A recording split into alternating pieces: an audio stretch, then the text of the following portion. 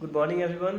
तो आज हमारा चैप्टर है इंडिया फिजिकल, यानी भारत के बारे में हम लोग पढ़ेंगे, इसके फिजिकल एस्पेक्ट के बारे में कि कैसे है, प्लेन्स कहाँ है, माउंटेन्स कहाँ है, प्लेट्यूज कहाँ है, कैसे क्या है, भारत के भौतिकी के बारे में पढ़ेंगे।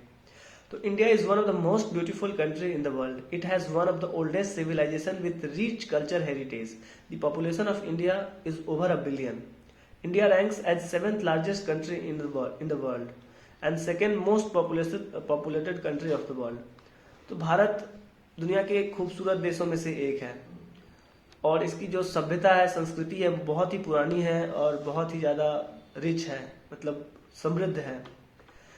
पॉपुलेशन जो भारत का है 1 अरब से ऊपर है, अब तो 130 करोड़ के आसपास पहुंच गई है, यानी कि 1 अरब 30 करोड़ के आसपास।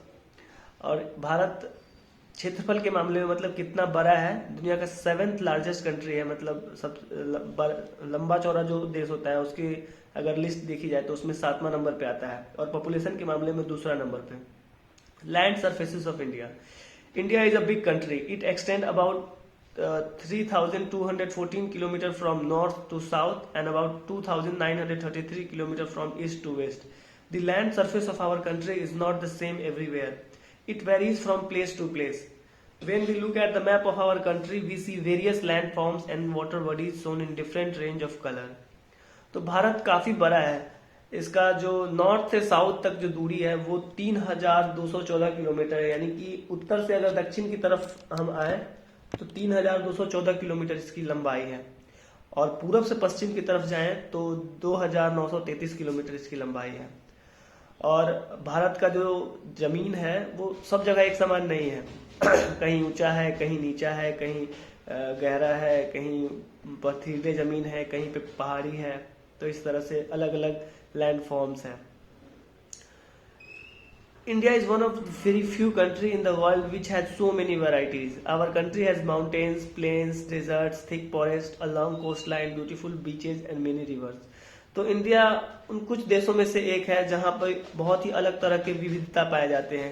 जैसे यहाँ पहाड़ भी है, यहाँ प्लेन्स भी है, यहाँ मरुस्थल भी है, बहुत घने जंगल भी है, लंबे कोस्ट लाइन है, समुद्री किनारा है। Let us read about main physical divisions of India.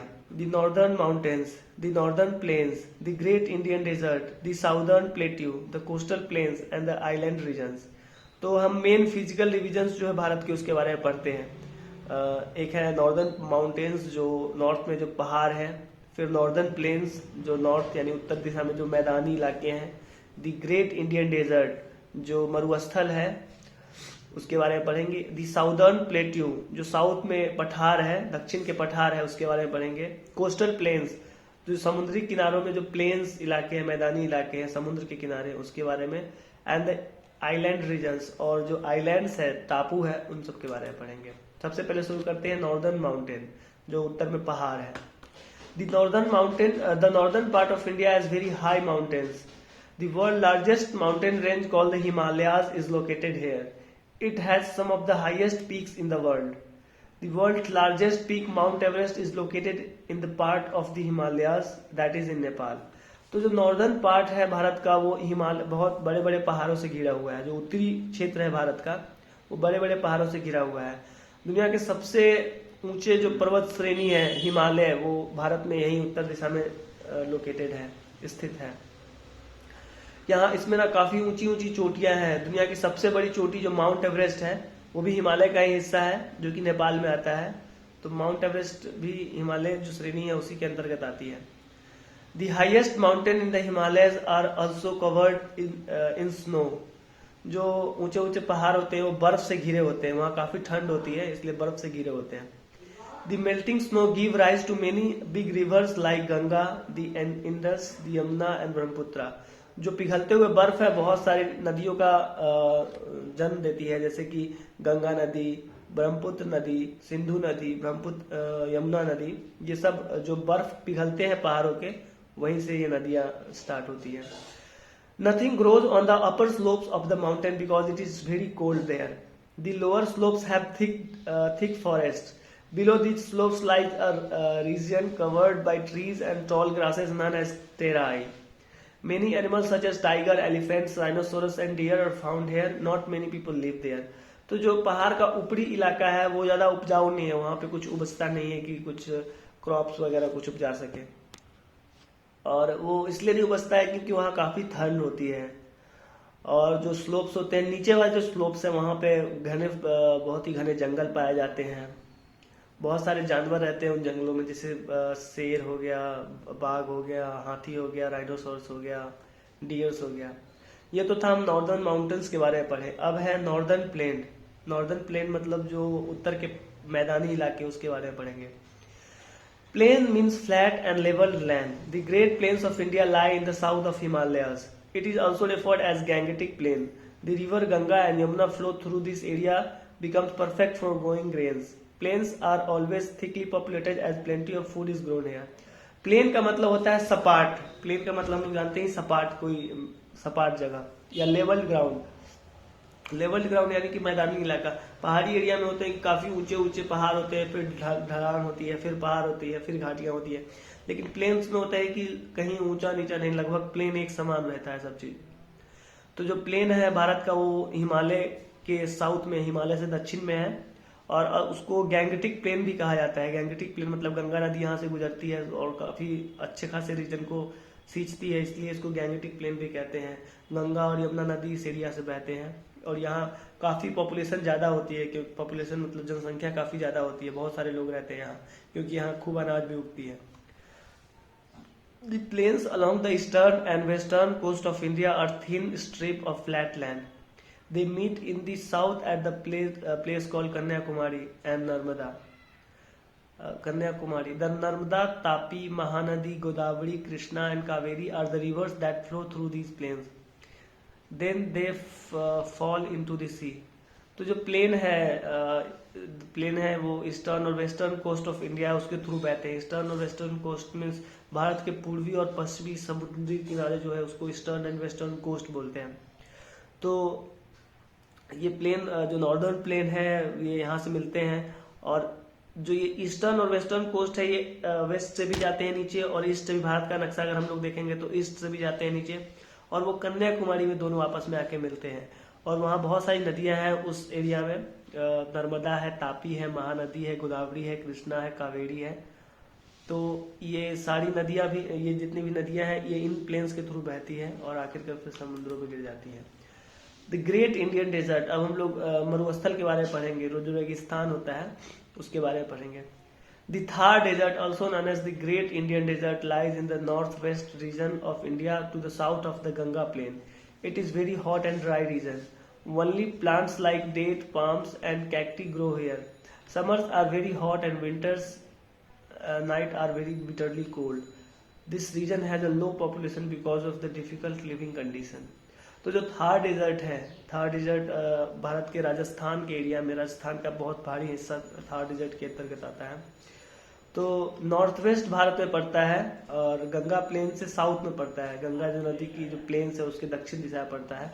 बहुत ही तेज धूप और सूखा जमीन ये होता है और बहुत ही कम प्लांट होते हैं। सिर्फ यहाँ पे बबूल के पेड़ होते हैं, छोटे मोटे जो कटीले पौधे होते हैं वो पाए जाते हैं। और ये ठंडा के दिनों में काफी तेज ठंड पड़ती है और गर्मी में काफी तेज गर्म पड़ती है। यहाँ की पॉपुलेशन यानी कि जनसंख्या बहुत कम होती है क्योंकि यहाँ लिविंग कंडीशन बहुत मुश्किल है, मतलब जिंदगी जीना बहुत मुश्किल है इस जगहों में। दी साउदर्न प्लेट्यू। अब साउदर्न प्लेट्यू के बारे में पढ़ते हैं। The southern part of our country has a big plateau. It is the Deccan Plateau. It has general slope west to east. The plateau is an area of fairly level high ground with steep slopes which are higher than the surrounding areas. It is made up of old hard rocks. A number of rivers like Narmada, Tapi, Mahanadi, Godavari, Krishna, Kaveri flows through the plateau region. तो जो southern part है भारत का दक्षिणी area, जो दक्षिणी area है तो वहाँ बहुत बड़ा एक पठार है। वो पठार वो जगह को बोलते हैं जो काफी ऊंचा जमीन हो और फ्लेबल हो, फ्लैट हो। जैसे पहाड़ होता है वो ढलान होता है, ऊंचा होता है लेकिन ढलान है। लेकिन पठार क्या होता है, ऊंचा तो होता है लेकिन वो ढलान नहीं होकर सपाट रहता है। उसके बाद ये हार्ड रॉक से, पुराने हार्ड रॉक से बने होते हैं ये एरिया और बहुत सारी नदियां बहती है इस प्लेट्यू से। नर्मदा, तापी, महानदी, गोदावरी, इनका नाम याद रखना होगा। और आखिरकार ये नदी फिर अरब सागर में जाके मिल जाती है। और जो दक्षिण पार्ट है वो भारत का, this southern part of India is surrounding by water bodies on 3 sides, such area is called peninsula. जो भारत का दक्षिणी क्षेत्र है पानी से तीनों तरफ से घिरा हुआ है। लेफ्ट में अरब सागर है, मतलब पश्चिम में अरब सागर है, पूरब में बंगाल की खाड़ी है और दक्षिण में हिंद महासागर है। तो तीनों तरफ पानी से घिरा हुआ एरिया। भारत का नक्शा अगर देखेंगे तो भी से बनता है। तो ऐसे जगह को पेनिसुला बोलते हैं जो तीनों तरफ से पानी से घिरा हुआ हो। The names of water bodies are the Arabian sea in the west, the bay of Bengal in the east and Indian ocean in the south, जो कि हम बता चुके हैं। The southern plateau is bordered on the east by a hill range called the Eastern Ghats and the west of another range called the Western Ghat. तो जो southern plateaus है, जो दक्षिणी पठार है, वो जो पूरब में ईस्टर्न घाट और पश्चिम में वेस्टर्न घाट से घिरे हुए हैं। ईस्टर्न घाट और वेस्टर्न घाट होता है हिल रेंज है। पूरब में जो हिल रेंज है समुद्र किनारे उसको बोलते हैं ईस्टर्न घाट, और जो पश्चिम में जो हिल रेंज है तो उसको बोलते हैं western Ghat. In the north, the hills of the Satpura and Vindhya Eastern Ghats. On the west of another range called the Western Ghats range separate the plateau from the northern plain. The coastal plains on both sides of southern plateau are narrow strips of coastal plain which are very fertile. These are called Western Coastal Plain and Eastern Coastal Plain. The Eastern Coastal Plain is broader than the Western Coastal Plain. The climate here is neither too hot nor too cold.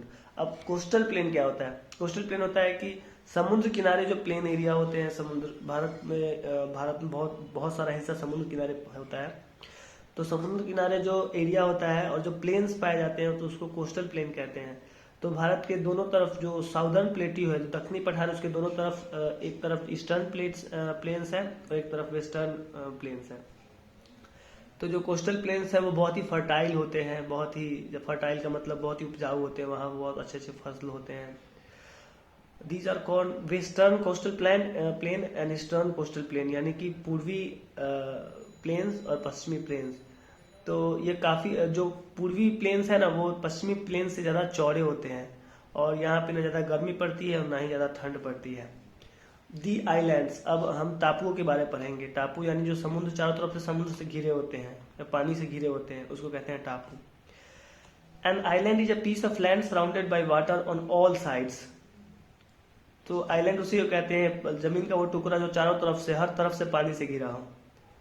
Look at the map of India toward the eastern sides for small land masses surrounded by water. This is the group of island called the Andaman and Nicobar island that lies in the bay of Bengal. तो ये बोल रहा है कि map में देखिए, map अगर आपके पास हो तो देखिएगा, या बुक में ही होगा पीछे। तो जो मैप है भारत का, उसमें अगर हम लोग बंगाल की खाड़ी में देखेंगे तो कुछ छोटे छोटे पॉइंट्स नजर आएंगे। तो वो अंडमान और निकोबार आइलैंड द्वीप समूह है। तो वो चारों तरफ से पानी से घिरे हुए हैं, तो वही आइलैंड है। Now look toward the western side of map of India, you may find land masses surrounding by water. This island group is called the Lakshadweep island that lives in the Arabian Sea. पश्चिम में भी अगर देखेंगे अरब सागर में, तो वहां भी वैसे ही बहुत सारे डॉट डॉट करके दिखेंगे। तो वो लक्षद्वीप आइलैंड्स हैं, Lakshadweep island groups. Like the surface of the land, the climate of India also varies from one place to another. The northern mountains have cold climate almost throughout the year. In the northern plains, the summer are hot and the winters are cold. The coastal areas have moderate climate. It is neither too hot nor too cold. The rainfall occurs mostly during summer season. All places do not get same amount of rainfall. तो जो surface of land है भारत के, उसी तरह से जो मौसम है वो भी बदलती है। जैसे सरफेस कहीं पे ऊंचा है, कहीं नीचा है, कहीं पहाड़ है, कहीं पठार है, उसी तरह से मौसम भी अलग अलग जगह पे अलग अलग तरह के हैं। जैसे नॉर्दर्न माउंटेन की बात करते हैं, जो उत्तरी पहाड़ है वहाँ काफ़ी ठंड पड़ती है, क्लाइमेट ठंड है, पूरे साल भर ठंड पड़ती है। और नॉर्दर्न प्लेन है, वहाँ पे गर्मियों में काफ़ी गर्म और ठंडों में बहुत ठंड होती है। नॉर्दर्न, हम लोग भी नॉर्दर्न प्लेन में ही आते हैं, गर्मी भी पड़ती है, ठंड भी पड़ती है यहाँ पे। और जो कोस्टल एरिया है, जो समुद्री किनारे हैं, वहाँ पे बहुत ही कम, ना गर्मी ज़्यादा ना ज़्यादा तेज़, ना ज़्यादा तेज़ गर्मी और ना ही ज़्यादा तेज़ ठंड। तो वो बहुत ही मॉडरेट क्लाइमेट वहाँ पाया जाता है। और जो ज़्यादातर जो बारिश होते हैं वो समर सीजन के बाद ही होते हैं हर जगह पे। तो और सब जितने भी जगह भारत में सबको सेम अमाउंट ऑफ रेनफॉल नहीं, यानी कि सेम अमाउंट ऑफ बारिश नहीं मिल पाती है, कहीं ज़्यादा मिलता है कहीं कम मिलता है। तो आज का चैप्टर यहीं ख़त्म हुआ है।